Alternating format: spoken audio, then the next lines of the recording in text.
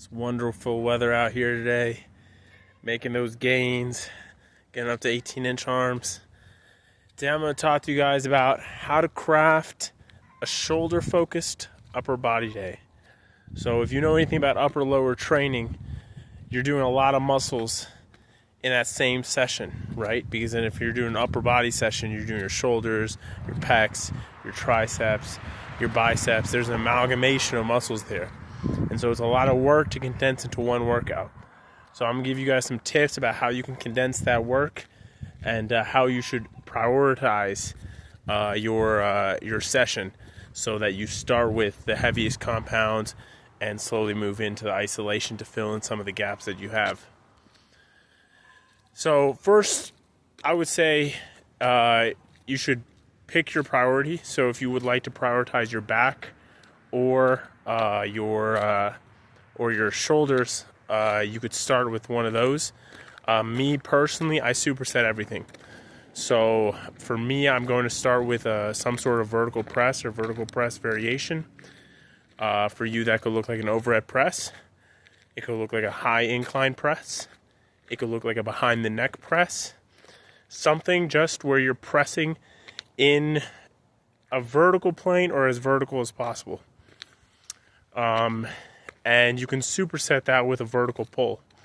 So you can think of a pull-up, a chin-up, a lat pull-down even. If you want to start with a more machine-based exercise, as long as you progressively overload that, that's fine. I really think that doing something like a weighted chin-up or weighted pull-up, though, is a great option if you can do pull-ups. Keep in mind, you can always start with the shoulder-focused, upper body-focused, or front body-focused stuff, and then do the back stuff at the end if you prefer that. And then you can do both those for a few sets, supersetted. Then you go into the second now. For the second spot or placement in that program, I still like to think like, okay, this is more shoulder-focused. So I won't hop on and do like a flat bench, a flat press. I will keep that shoulder focus for as long as I can in the workout. So right now, if you go ahead and do an incline bench press, I prefer, especially since my first press is typically with a barbell or a Smith machine or something like that, I prefer using this as an opportunity to throw in some dumbbells. Another option is you could do something like a weighted dip, because that tends to complement the vertical press really well. Especially because if you think about it, the weighted dip is hitting the lower angle of the chest, which doesn't really get hit on the vertical press, and you're still getting a lot of shoulder involvement. You're getting a ton of front delta activation. So I think if you go, for instance, just example, you want to start with overhead press, and then you go into a weighted dip. That's an excellent programming tool that you can use, and they complement each other really well. On the other hand, if you want to do overhead press and then just any flat press, you could also do that. But I would say that at that point, you may as well do some sort of incline press. It could be incline dumbbell bench. An incline dumbbell bench is a tricky one to progress at times, I find personally. But if it works for you, you can do that. Or you could do like an incline barbell bench or something like this. Or you could also do a machine, but I typically will save machine for the last pressing exercise of a workout. I think that makes the most sense, because if you are going to do three compound exercises like I like to do and just do lower volumes on those, I think it makes sense to leave the most stable implement for the very end of the workout. So let's say this. You start with your barbell overhead press. Then you go into like a weighted dip. Then you go into maybe some sort of like machine press, machine incline press, something like that.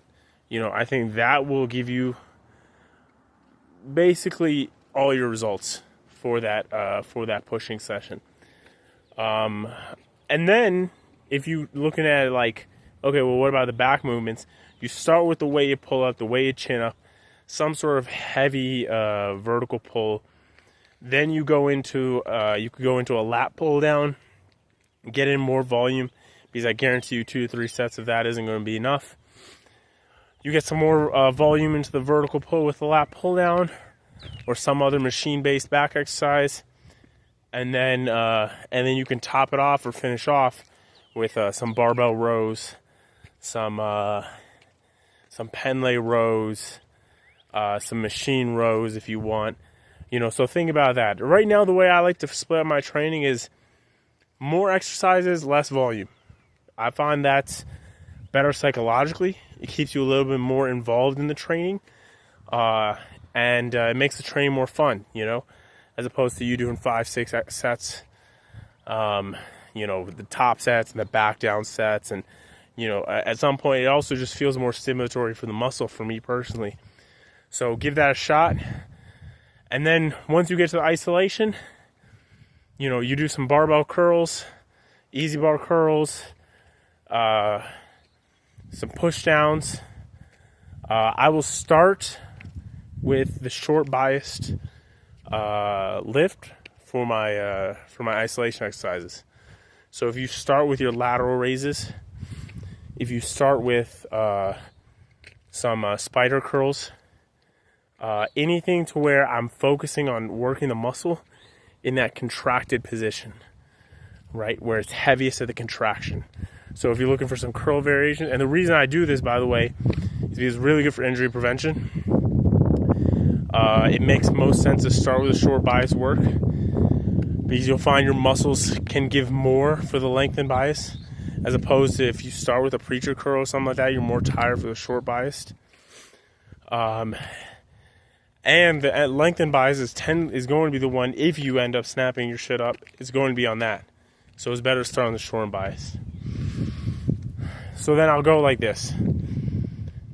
First curl is going to be spider curl, concentration curl, or it could be a cable curl from a pretty far angle, where you're like more like this. Anything where you can really get that squeeze. I've seen expander curls that become also popular on YouTube Fitness these days. Machine preacher curl, that's another short bias one. Can also be a little bit mid-range. So you have a lot of options there. And then for the triceps, basically push down, JM press, but probably not at this juncture of a workout. I would say that needs to be programmed a little differently, a little bit earlier on.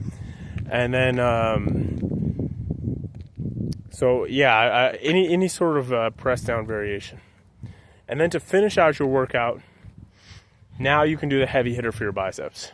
Preacher curl, incline curl, incline cable curl, and then it could be some overhead tricep skull crushers, whatever angle you want. I really like the decline angle, actually. I find the decline angle is excellent because you can get an immense stretch on the triceps. Because of the moment arm, when you're in that decline angle, there's less stress on the elbow. And yet, if you manipulate it just enough, you can get that extra stretch at the bottom, get a little momentum coming off, don't make it ugly and cheat, but really maximize the range of motion on that. And to me, it just feels like the point where, and it's going to sound bro sciencey, but where you're against gravity or where the lift becomes hard is exactly where you're in the perfect leverage to grind through the reps. Unlike, the